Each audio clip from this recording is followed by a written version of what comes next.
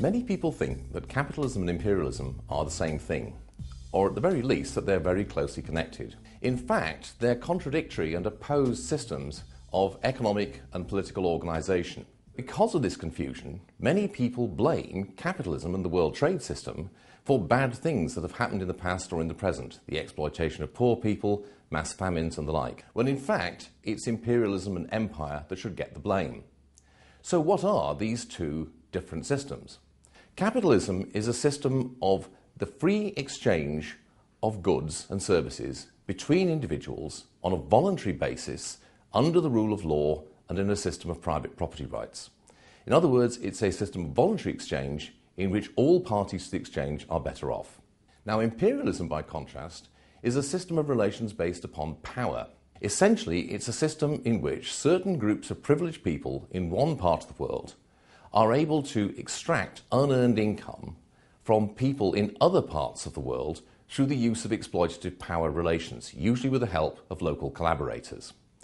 The key to this is the use of political power, ultimately military power, to establish economic relations which are involuntary and exploitative. Empires have existed throughout the whole of human history. In fact, there are so many examples of empires that it's hard to know where to start.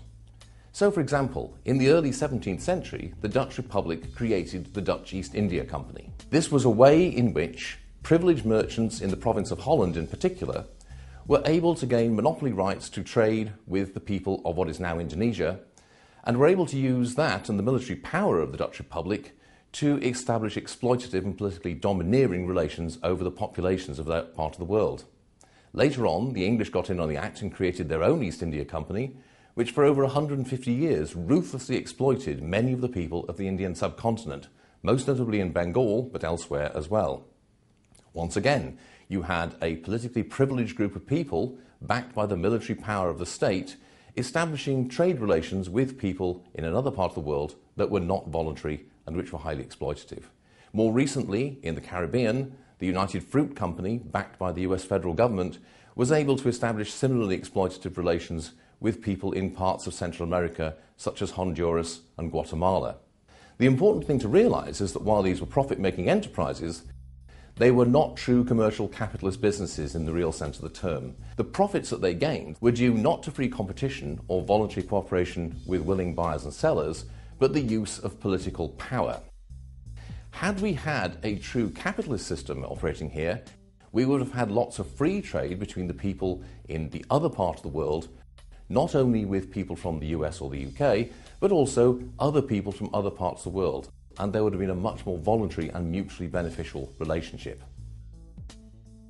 The results of imperialism are generally not very good. Not only does it lead to political corruption and the exploitation of many poor people, but it often has quite catastrophic results, such as the enormous famines which occurred in the late Victorian period in many parts of the world, in the 1890s in particular, most notably in India but also elsewhere, which are often blamed on capitalism, but which in fact were clearly the result of the policies of the British Empire and other colonial powers at the time. So the thing to take away is this: imperialism is not and never has been the highest stage of capitalism. For one thing, empires have existed long before capitalism came into existence. Capitalism and imperialism are not complementary but contradictory and hostile systems of political, economic and social organisation. Where one of them flourishes, the other has to decline.